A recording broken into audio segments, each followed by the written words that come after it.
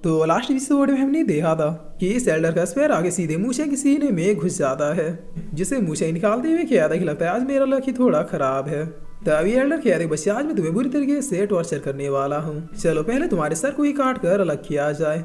जिस पर मूशे इसके स्पेयर को निकालते हुए कहता है सॉरी लेकिन तुम ऐसा नहीं कर पाओगे। तभी इतना सुनते ही एल्डर अब ऊपर की ओर देखते हैं, जहाँ पर एल्डर फेंक्विंग भी यहाँ पर अब आते हुए किसी टेक्निक का यूज करने लगती है और करते हुए क्या देखिए अब इससे बच के दिखाओ। जिस पर मूशे कहता है कि आखिर ये कौन सी टेक्निक थी, मुझे तो कुछ समझ में ही नहीं आया। तब एल्डर फेंक्विन अब इन दोनों की ओर देखते हुए इशारा करती है। तब ऐसा होते इस एल्डर के साथ साथ अब मूशे भी इनके इस इल्यूजन वाले अटैक में फंस जाता है और मूशे को अपने सामने अब जून दिखाई देने लगता है। जिस पर अब ऐसा होते फेंक्विन इस गैंडे के पास आगे सीधे अपने हैमर से इस पे अटैक कर देती है, जिससे खादी यहाँ से दूर जाके गिरता है। तब फेंक्विन कहती है इस टेक्निक की खासियत है कि चाहे कोई कितना भी पावरफुल क्यों ना हो लेकिन इस जाल में फंस ही जाता है। और फिर ये मूशे के ऊपर बहुत ही भड़कते हुए कह दी आखिर तुम ये क्या क्या इमेजिन कर रहे हो। तब मूशे होश में आते हुए कह रहा ये टेक्निक कितना रियलिस्टिक लग रहा था। जिस पर तभी एल्डर दोबारा से इन लोगों की ओर अटैक करने के लिए आता है, मगर इस बार एल्डर फेंक्विन अपने हैमर वाइन टेक्निक का यूज करते इसमें इस गैंडे को फंसा के दोबारा से माउंटेन में पटक देती है। तब यहाँ पर अभी धमाके के साथ पूरा एरिया ही धुआं धुआं हो जाता है, लेकिन अब ये एल्डर बिल्कुल बेशर्मों की तरह ठीक था, जो अब बहुत ही तेज से एल्डर फेंक्विन के पास आके बगैर कोई मौका दिए इन्हें एक पंच मारते हुए यहाँ से दूर कर देता है। और फिर मूशे से कहता है कि आखिरी मौका है, चुपचाप मेरे रॉयल पैलेस की साइड में आ जाओ। तब मूशे कहता है ठीक है मेरे आगे झुके 3 बार मूशे की जय हो बोलते जाओ, मैं आ जाऊंगा। जिस पर एल्डर कहता है बादशाह तुम मेरे पेशेंस से कुछ ज्यादा ही आजमा चुके हो। तब इतना क्या कि अपनी की को रेडी कर दे मूशे को मारने के लिए आने लगता है। जिस पर मूशे इसकी ओर देखते हुए एक स्माइल देता है।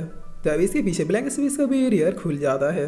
तभी एल्डर बहुत ही शौक होती है कि अरे क्या ये लड़का स्पेस के बैरियर को भी ब्रेक कर सकता है। जिस पर मूशे तुरंत इसके पास आके इसे किक मारते हुए पोर्टल में धकेल देता है।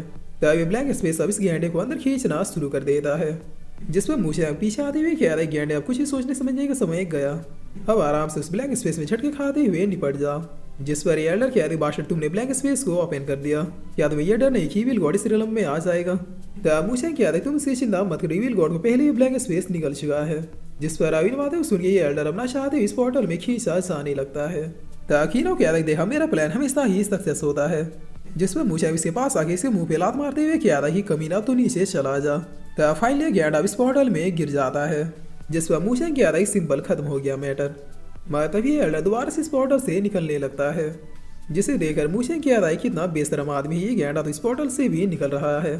तब मूशे दोबारा इसे लात मारने के लिए दौड़ता है, मगर मूशे के आने से पहले ये इस पोर्टल से निकल के यहाँ से भागने लगता है। जिस वकीलों कह रहे मूशे दबोचे इस गैंडे को, हम इसे किसी भी हालत में यहाँ से भागने नहीं दे सकते। तब इतना सुनते मूशे अपने ऑरा को अपेयर करते सीधे इसके पीछे पड़ जाता है। जिस पर अब भागते हुए एल्डर मूशे के ऊपर अटैक करना शुरू कर देता है। तब मूशे इसे डॉज करने के लिए अपने पावर्स का यूज करता है, जिसकी वजह से यहाँ पर एक जोरदार धमाका होता है, दोनों ही पीछे हट जाते हैं। मूशे ब्लैंक स्पेस को ओपन करने की वजह से पहले बहुत ही ज्यादा एनर्जी ड्रेन कर चुका था, इसलिए इसे इन अटैकों की वजह से बहुत ही ज्यादा इंजरी हो जाती है। मगर फिर भी इसे एल्डर से कह रहा है चाहे कुछ भी हो जाए लेकिन आज तो मैं तुम्हें यहाँ से जिंदा जाने नहीं दूंगा। तब एल्डर कह रही मेरी शक्तियाँ खत्म हो गई तो क्या हुआ, मेरे रॉयल गार्ड्स अभी बाकी है। और इतना कह रही है किसी टाइप के सिग्नल को भेज देते हैं। तब ऐसा होते इनके पीछे एक बड़ी सेना आ जाती है, जिस पर ये एल्डर बहुत ही हंसती हुई कह रही मूशे अब तो तुम गए। तब पीछे से जोतन वाले कह रही गैंडे जरा पीछे तो देखो, हम लोगों ने तो तुम्हारे रॉयल गार्ड्स को पहले ही निपटा दिया है। जिस पर अब इतना कहते ये लोग इस एल्डर के चारों एक शील्ड को क्रिएट करने लगते हैं। तब मूशे कह रही गैंडे अपने भाई को स्वीकार कर लो, तुम्हारा मरना हमारे हाथों लिखा था। जिस पर मूशे की कहते एल्डर क्वीन फेंग अपने हैमर से सीधे इसके ऊपर अटैक करने के लिए आ जाती है। तब ये सब देखते ही एल्डर किसी टेक्निक का यूज करते हुए अपनी बॉडी को किसी गेंद की तरह फुलाने लगता है, जिस पर अब एल्डर क्वीन फेंग के भी हिट करने से कोई भी असर नहीं होता है। तभी और ज्यादा फुलते हुए कह रहा है कि अगर मैं मरने ही वाला हूँ तो फिर तुम लोगों को साथ लेकर मरूंगा। जिसे देखकर कीनो कह रहा है ये तो सेल्फ डिस्ट्रक्शन टेक्निक है, 100 मील के दायरे में आने वाली सारी चीजों को ये अपने धमाके के साथ ही खत्म कर देगा। तब सारे लोग घबराते हुए सोचने लगते हैं कि आखिर अब हम लोग करें तो करे क्या। जिस पर मूशे आसपास देखते हुए कुछ सोचते हैं, तभी इसे खुद के द्वारा क्रिएट किया हुआ ब्लैंक स्पेस दिखता है। तब मूशे कह रहा है टेंशन मतलब मेरे होते हुए किसी को भी कुछ भी नहीं होगा। और इतना कहते हैं मूशे इस गैंडे के पास आते हुए टेलीपोर्टेशन टेक्निक से सीधे ब्लैंक स्पेस में आ जाता है। गाइस आप लोग बताइए कि आप लोगों ने ये सीन पहले भी कहीं देखा है। जिस पर अब एल्डर जो है चिल्लाते हुए कह रहे हैं मूशे जल्दी से वापस आओ।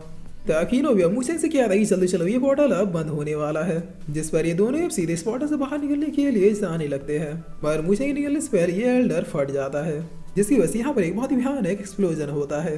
कीनो कह रहे हैं मूशे जल्दी आओ मैं तुम्हारा हाथ पकड़ लूंगा।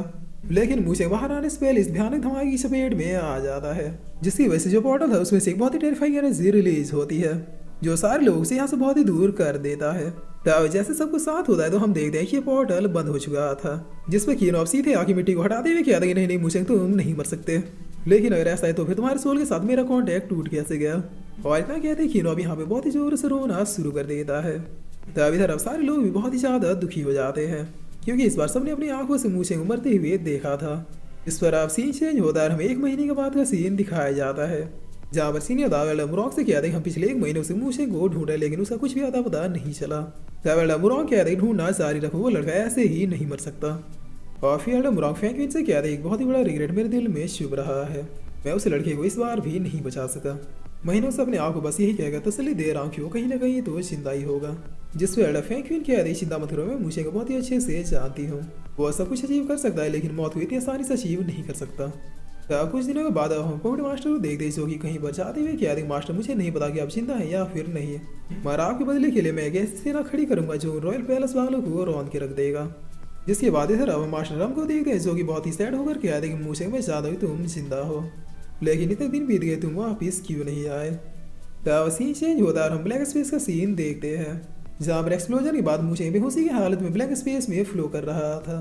तब इसकी आंखें खुलती और ये अपने सामने किसी चमकदार चीज को देखता है, जिसे देखते ही मूसे इस चमकीली चीज को पकड़ने के लिए बढ़ता है और काफी कोशिश करने के बाद फाइनली ये इस चीज के बहुत ही करीब आ जाता है, जो कि रियलिटी में ये चमकदार चीज किसी दूसरे रिलम में जाने का पोर्टल था। इस रिलम के करीब पहुंचते एक बहुत ही पावरफुल एनर्जी फ्लक्चुएशन होता है, जिसके बाद अब हम एक घर का सीन देखते हैं, जहाँ पर मूसे उठते हुए कह रहा है कि आखिर मैं कहाँ हूँ। और फिर मूसे कीनो को आवाज देती है, पूछता है कीनो आखिर हम लोग कौन सी जगह में है, मगर अभी कीनो का कोई भी रिप्लाई नहीं आता। तब मुझे क्या रहा है क्या कीनो मेरे साथ नहीं है और ना ही मैं अपने माइंड कॉन्शियसनेस में उसके प्रेजेंस को फील कर पा रहा हूँ, जिस पर मुझे अवसर पकड़ते हुए क्या है कि आखिर मुझे कुछ याद क्यों नहीं आ रहा। पहले खुद को अच्छी तरह से रिकवर कर लेता हूँ, फिर आगे क्या करना है वो सोचूंगा। तभी ना कहेंगे मुझे मेडिटेट करना शुरू कर देता है। तभी इसे किसी सड़ी हुई चीज की स्मेल आती है, जिसे सुनते ही मुझे उल्टा करते हुए क्या याद है कि ये क्या है, यह स्मेल उस खाने से आ रही है। आखिर इतना बुरा खाना कौन बना के रखा है। जिस पर तभी इस घर में एक लड़की आते हुए कह रही हो तो तुम जाग गए।